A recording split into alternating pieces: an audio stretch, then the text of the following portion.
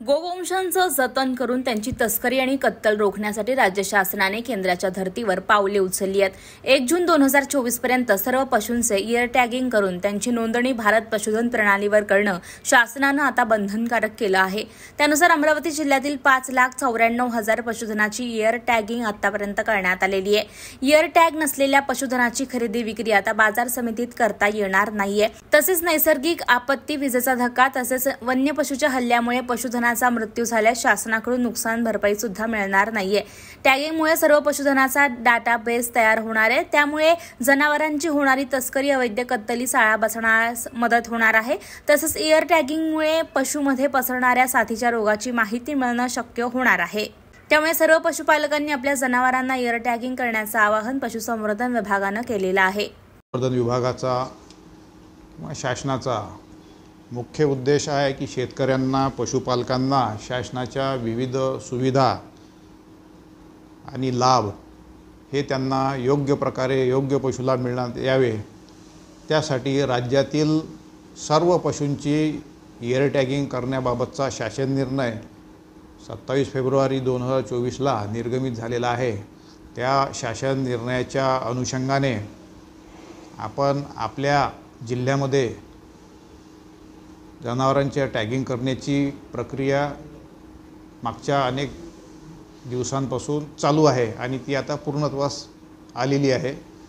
त्या अनुषंगाने 1 जून 2024 नंतर ज्या जनावरांच्या कानामध्ये बिल्ले असणार नाहीत अशा जनावरांची खरेदी विक्री ही बाजार समितीमध्ये होणार नाही। खरेदी विक्री करण्याकरिता त्या जनावरांच्या कानामध्ये बिल्ले असणे अत्यंत आवश्यक आहे। त्याचनुसार दुसरी बाब अशी की पशुवैद्यकीय सेवा आपण विविध मार्गांनी ज्या पुरवत असतो, त्यामध्ये जनावरांचे लसीकरण, आजारी जनावरांची उपचार, वंध्यत्व तपासणी, कृत्रिम रेतन या पशुवैद्यकीय सेवा ज्या दिल्या जातात, यामध्ये सुद्धा जनावरांच्या कानामध्ये टॅगिंग असणं फार गरजेचं आहे। टॅगिंगशिवाय जनावरांवर कोणत्याही प्रकारे उपचार करण्यात येणार नाहीत। तद्वतच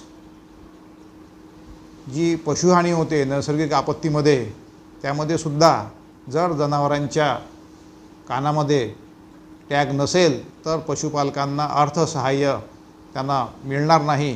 म्हणून ह्या सगळ्या बाबीमध्ये जनावरांचं तुम्हाला ट्रान्सपोर्टेशन असेल, वाहतूक असो, या सगळ्या बाबींमध्ये त्यांच्या कानामध्ये त्यांची ओळख असणे फार गरजेचं आहे। म्हणून 1 जून नंतर सगळ्या पशुपालकांना आवाहन करण्यात येते की 1 जूनपर्यंत सगळ्यांनी आपापल्या जनावरांना, पशूंना टॅगिंग करून घ्यावे। सर, आपल्या काय आणि तुम्ही काय हे बघा, इयर टॅगिंग म्हणजे कानामधले बिल्ले जे आहेत ही निरंतर प्रक्रिया आहे।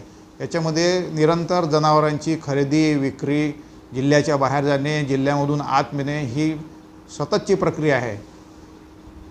5,94,000 पशुधन अमरावती जिल्ह्यामध्ये आहे आणि आपण संपूर्ण पशुधनाला टॅगिंग केलेलं आहे। परंतु जनावरांची खरेदी विक्री, टॅग पडणे किंवा इतर बाबी याच्यामध्ये ज्या पशुपालकांचे जनावरं जे टॅग शिल्लक असेल त्यांनी कृपया त्यांच्या जनावरांना टॅगिंग करून घेण्यात यावे। सर